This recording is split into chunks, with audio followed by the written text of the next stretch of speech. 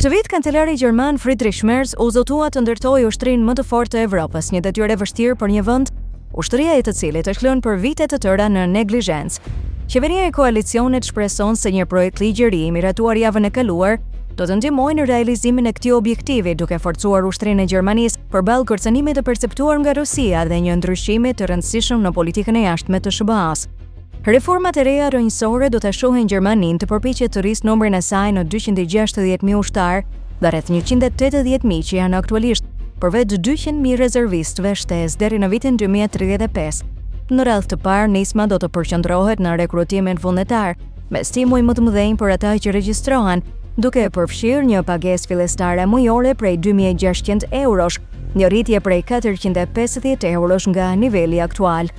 Nëse kuotat e reja nuk përmbushen, qeveria do të ketë mundësinë e rekrutimeve të detyrueshme kur të jetë e nevojshme. Kjo vjen ndërkohë që administrata Trump paralajmëron se Evropa duhet të marrë përgjegjësinë për sigurinë e saj, ndërkohë që lufta e Rusisë në Ukrainë vazhdon dhe ekspertët në rajon sugjerojnë se Moska mund të pushtojë një tjetër shtet të NATO-s. Sipas ekspertëve, Gjermania ka potencialin që të luajë një rol kyç në mbrojtjen konvencionale të Evropës, duke patur parasysh vendodhjen e saj qendrore gjeografike. Shefi i mbrojtjes së Gjermanisë, generali Carsten Breuer, tha në një intervistë me BBC në qershor se NATO duhet përgatitet për një sulm të mundshëm rus brenda 4 viteve të ardhshme, ndoshta që në vitin 2029, duke nxitur shtetet anëtare që të jenë të përgatitura.